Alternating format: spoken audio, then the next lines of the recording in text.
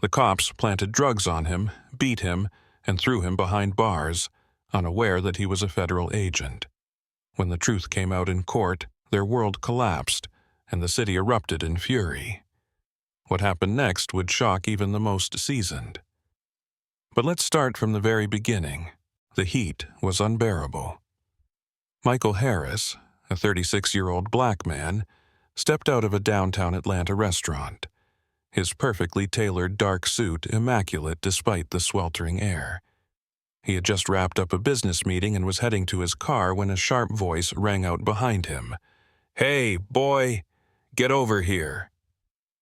Two police officers, Sergeant Richardson and Officer Blake, stood by their patrol car, their narrowed eyes scanning him from head to toe, lingering on his expensive watch and leather briefcase. "Problem?" Michael asked calmly, turning toward them. "Let's see some ID." Michael sighed and reached into his pocket for his identification.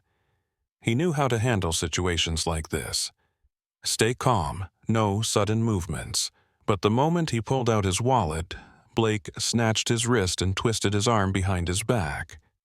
"Hands on the hood, now!" "What the hell? I haven't done anything." Richardson smirked as he pulled out a pair of handcuffs. "You're way too confident. Means you've got something to hide." They began searching him right there on the street. Pedestrians slowed their steps, some pulling out their phones to record. "Let's check his pockets. Might find something interesting." A second later, Blake dramatically pulled out a small plastic bag of white powder. Well, what do we have here?" "Are you kidding me? That's not mine." Michael felt a surge of rage, but forced himself to breathe evenly. "Yeah, sure. Looks like you're coming with us, buddy." Ignoring his protests and the onlookers filming, the officers shoved him into the patrol car. "You're screwed, nigger," Blake whispered in his ear before slamming the door shut. At the station, they took his belt, watch, and phone. Richardson leaned back in his chair, lazily flipping through Michael's documents. "Michael Harris, just like that rapper my wife listens to," Blake chuckled. "Think your fancy watch means something? Tomorrow, you'll be wearing a prison jumpsuit." Michael finally met their eyes, his voice steady. "You're making a huge mistake." The officers exchanged glances. Something about the way he said it, calm, not afraid, put them on edge. "Oh yeah?" Richardson smirked. "We'll see what the judge says." But they had no idea who they had just arrested. And by tomorrow, their world would be turned upside down. The morning in court started like any other. Judge Jenkins lazily flipped through case files. The prosecutor prepared the indictment.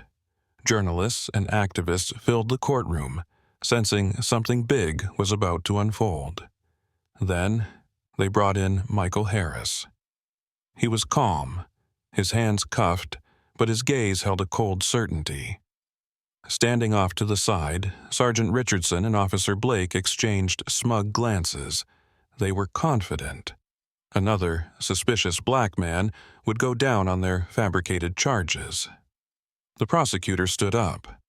The defendant, Michael Harris, was apprehended while attempting to distribute illegal narcotics. A bag of cocaine was found in his possession, and he resisted arrest. Michael remained silent. Then Linda Crosby, his defense attorney and a well-known civil rights advocate, slowly rose from her seat and circled the table. "Mr. Harris, please state your full name for the court." Michael's eyes moved from the judge to the prosecutor. The room went still. "My name is Michael Harris. I am a federal agent with the U.S. Department of Justice." Explosion. Judge Jenkins snapped his head up. Journalists scrambled for their phones. Richardson and Blake went pale. What?" the prosecutor stammered. Michael calmly pulled out his badge, while Linda Crosby handed official documents to the judge. "These are official records. Mr. Harris is an undercover agent investigating police corruption." The courtroom erupted in chaos. Judge Jenkins slammed his gavel. "Order in the court."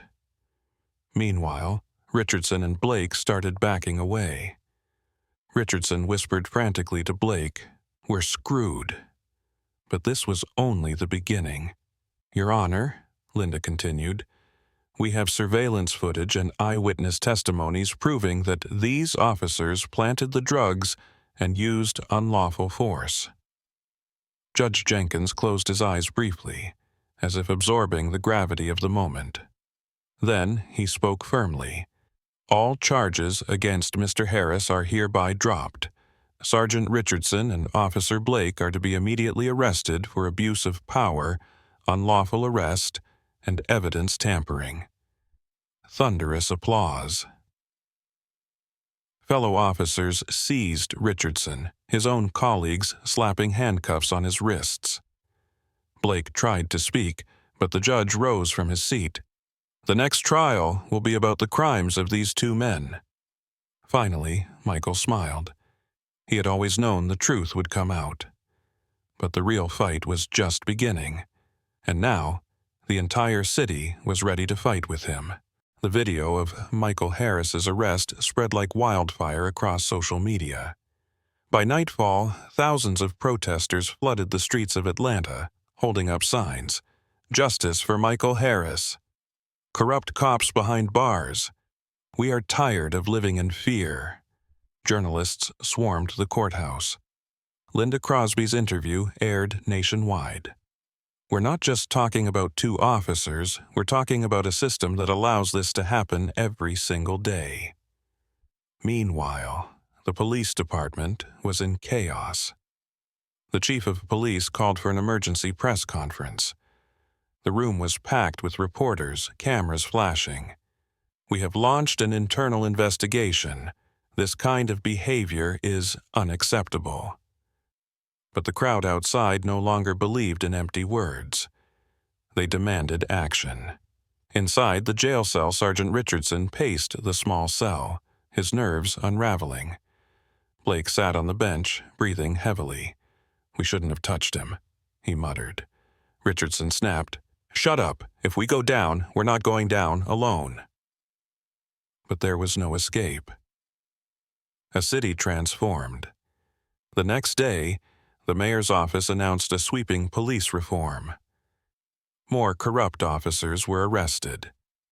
The FBI launched its own investigation.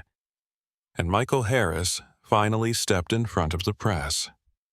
Facing a sea of cameras, his voice was calm but resolute.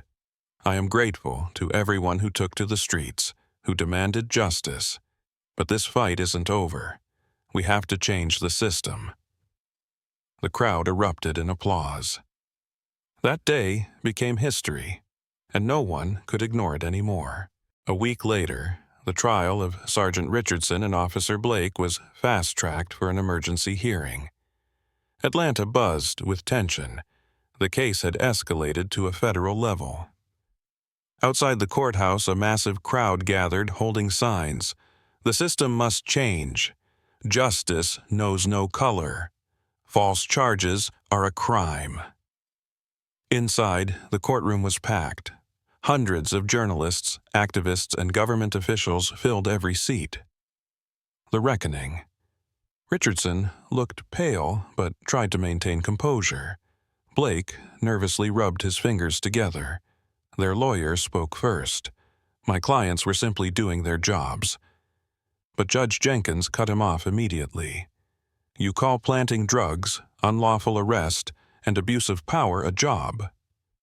Dead silence. Then Linda Crosby presented the irrefutable evidence. Body cam footage had been deleted, but the system's backup storage preserved everything. Eyewitnesses confirmed that Michael had been searched without cause. Forensic analysis proved the discovered drugs had none of Harris's fingerprints. The verdict. The judge slammed his gavel. "Sergeant Richardson and Officer Blake are found guilty on all charges." The courtroom erupted in applause. The crowd outside roared with joy. Richardson jumped to his feet. "This is all politics. We're being scapegoated." But he was dragged away. Blake muttered under his breath, voice trembling. "We screwed up." The aftermath. After the trial, the mayor of Atlanta made a historic announcement. "We will begin reviewing every fabricated case from the past 5 years. Every citizen must trust that the police serve justice, not work against it." The chief of police was fired. The FBI launched a new anti-corruption investigation. A new path. 1 month later, Michael Harris stood before a hall of law students. "I didn't go through this as a federal agent. I went through it as a black man. But if my story changed even one thing, then it was all worth it." Thunderous applause. Michael Harris's story became a symbol of the fight for justice. But he knew this was only the beginning.